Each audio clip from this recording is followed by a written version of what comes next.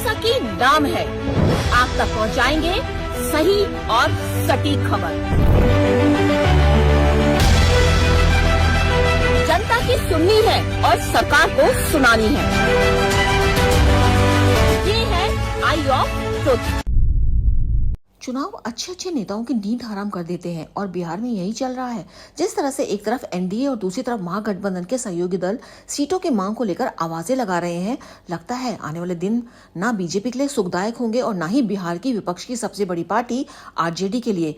एक तरफ महागठबंधन को 8 दलों की सीटों की मांग को पूरा करना पड़ेगा और दूसरी तरफ एनडीए में भी चिराग पासवान, जीतनराम मांझी और उपेंद्र कुशवाहा की पार्टी जिस तरह से सीटों के लिए मुंह फाड़ रही है, इससे बीजेपी चाणक्य की नींद तो जरूर गायब हो गई होगी। अब महागठबंधन को बिहार राज्य की कुल 2043 विधानसभा सीटों को 8 दलों में बांटना होगा और जाहिर है ऐसी स्थिति में कुछ तो नाराज होंगे, कुछ महागठबंधन छोड़ भी सकते हैं। पहले से ही कांग्रेस और भाकपा माले जरूरत से ज्यादा सीटों की मांग कर रही है। उसके साथ तमाम छोटे छोटे दल भी आरजेडी को ब्लैकमेल करने में लग गए हैं। ऐसे में तेजस्वी के लिए राहुल को खुश करना सबसे बड़ी चुनौती है, क्योंकि हाल फिलहाल में बिहार में कांग्रेस की जो पोजीशन बन गई है, ऐसे में तेजस्वी कोई ऐसी गलती नहीं करेंगे कि कांग्रेस उनसे रूठ जाए।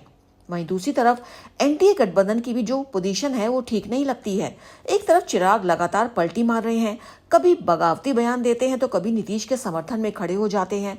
फिर साथ में मांझी और चिराग का बैर एनडीए पर भारी पड़ सकता है। जहां चिराग की पार्टी इस बार 40 से अधिक सीटों पर दावेदारी को लेकर अड़ी हुई लग रही है, वहीं मांझी भी 20 से कम सीटों की बात ही नहीं कर रहे हैं। इन सब के बीच बड़ी चर्चा चल रही है कि एनडीए और महागठबंधन दोनों की नजरें प्रशांत किशोर पर लगी हैं।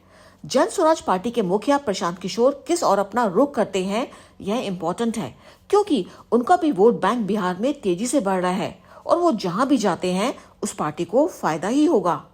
अनुजन रौदगी, आई ऑफ ट्रुथ। हमारे चैनल आई ऑफ ट्रुथ को सब्सक्राइब कीजिए यूट्यूब पर, इसे फॉलो कीजिए फेसबुक पर, इंस्टाग्राम पर, ट्विटर पर और कू पर।